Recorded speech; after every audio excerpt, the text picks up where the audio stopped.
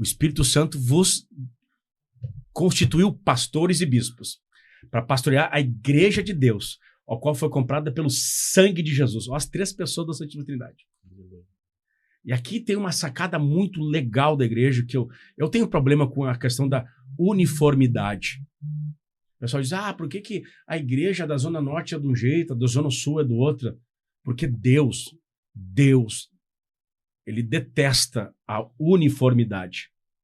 Ele ama a unidade, não a uniformidade.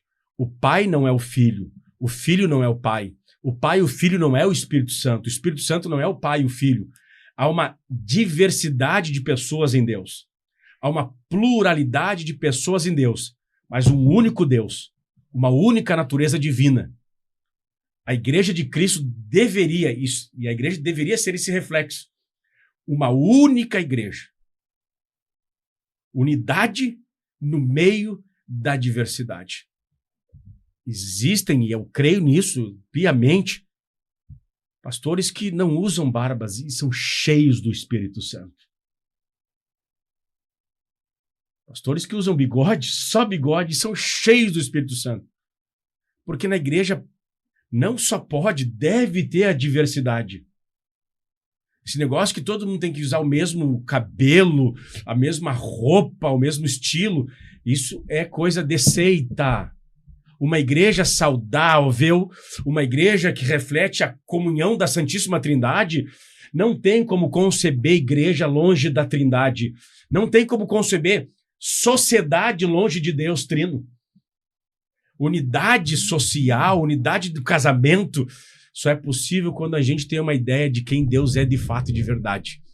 Deus é uma pluralidade de pessoas, num único Deus. Então é possível, e aqui quase um clamor assim, da respeitabilidade entre nós. A gente pode... lá a igreja mais jovem da Mário Quintana é a igreja mais jovem, sim. Nós temos uma igreja que pelo menos daqui para uns 30 anos a gente tem existência. Tem 75 crianças na nossa igreja. Lá os membros são estimulados a se reproduzirem para a glória do nome de Jesus. Aleluia! Então, só de criança nós temos 75. Digo assim, só na sede, sem contar as congregações. E a gente é um povo de Deus. Pode, o pastor lá usa barba, não gosta de pegar com gravata, mas a gente é o povo de Deus. Não há distinção nenhuma. E essa não é uma briga de hoje, meus irmãos. É uma briga do Novo Testamento. Havia judeus e gentios, culturas diferentes. E daí eles ficaram estigmatizando os gentios, estigmatizavam os judeus, dizendo que eles não eram servos de Deus. E os judeus estigmatizavam os gentios, dizendo que eles não eram judeus, porque pensavam diferente. Eu acredito que, falando de igreja, isso é extremamente importante nós tratarmos. Eu sei que a gente entra num meandro aqui mais pastoral, de liderança. Eu sei disso, que de repente não é nem a minha área, mas de reflexão, aqui é um espaço de reflexão. Acho que a gente precisa voltar a ler Paulo.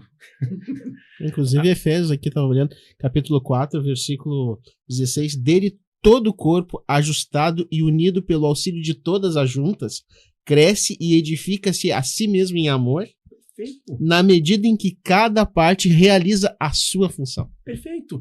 Existem igrejas na nossa cidade mais conservadora no costume e merece todo o nosso respeito. Vocês, senhores, que são teologicamente mais ventilados, não pode olhar para aqueles irmãos que estão lá no rincão do rincão, da vila, com um ar de superioridade, porque eles são irmãos em Cristo Jesus. Eles não podem olhar para o cara, e eu estou falando de alguém aqui, eu me criei na igreja, foi para vocês. Eu fui funcionário da igreja CLT há 10 anos na Matriz.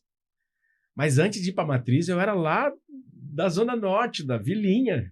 Todo mundo se dizia na Matriz, era maçom. Pacto com o diabo. Cara, quem é da periferia sabe do que eu estou falando.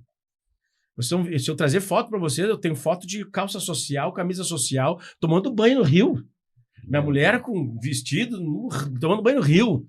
Minha congregação na Zona Norte não podia pregar nem de manga curta. Eu prego desde os meus 15 anos. Era pecado mostrar o antebraço. Imagina, os irmãos iam se desviar com esse antebraço aqui. Então, tinha uma ideia de que todo mundo era mundano. Nilson tinha um pacto, todo mundo era maçom, era assim que se tratava. Quem é da periferia sabe do que eu tô falando. Eu tinha a ideia de que nós éramos santo, e os pessoal mais de matriz, de distrito, eram os mundanos. Que graças a Deus eu fui estudando, fui compreendendo o que realmente é pecado, o que não é. Mas hoje, olhando para trás, eu, graças a Deus, nunca preguei sobre os usos e costumes, mas é um desrespeito terrível, alguém que veste diferente. Não dou a destra da comunhão. Como é que tu não vai dar a destra da comunhão para alguém que foi lavado e redimido no sangue do Cordeiro de Deus? Quem é quem aqui para desprezar? O que nos une, que é o sangue de Jesus, a habitação do Espírito, o amor pela palavra de Deus, ele é infinitamente maior daquilo que nos separa. Eu costumo dizer que nós somos culturalmente liberais, culturalmente, na questão de cultura, usos e costumes, mas ortodoxo teologicamente. O pessoal chega na Mário Quintana, não, mas aqui é igreja liberal. Aí chega lá e sabe que criança não namora com 13 anos, que a gente vê por aí fora, com 14 anos dando beijinho, se escandalizo. Como não, Leon? Não namora. Esse escandalizo lá que não pode. Não vem na igreja há 3, 4 meses, vai para uma lista de cuidado e a gente liga, não retornando, é excomungado da igreja. A gente excomunga da igreja. Vamos repetir. Na tua igreja, na igreja que tu é pastor, adolescentes de 13, 14, 15 anos não namoram. Não namoram. Não andam conforme a cultura vigente atualmente. Não. Aliás, nem jovens adultos com 18, 20 anos namoram, nem esse cortejo. Namoro é pra casados. Ponto. Esse cortejo? Explica o que é isso. Não, isso é um outro assunto. Não, mas nós vamos ter que abrir. Nós vamos ter que fazer. Eu só tô falando sobre. Um parentezinho. Um parentezinho. Cortejo é. Nós vamos fazer uma pausa agora. Eita. Da revitalização da igreja, nós vamos falar sobre questão. Como assim que não pode namorar, cara? Vai subir para 250 pessoas ao vivo. Explica já. Tem uma galera aqui acompanhando. Então, a gente é culturalmente liberal, mas ortodoxo na prática, na teologia. Teologicamente, bem ortodoxo. Levamos a doutrina da palavra de Deus muito a sério. O Senhor Jesus diz o seguinte: se tu olhares para uma mulher com uma intenção impura, tu já cometeu o adultério no seu coração.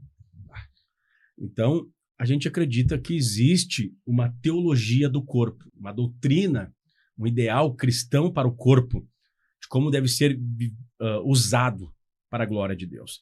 E adultério não é uma questão da genitália ou do corpo. O adultério, a prostituição, é uma questão do coração, disse Jesus. Olhar. Olhar.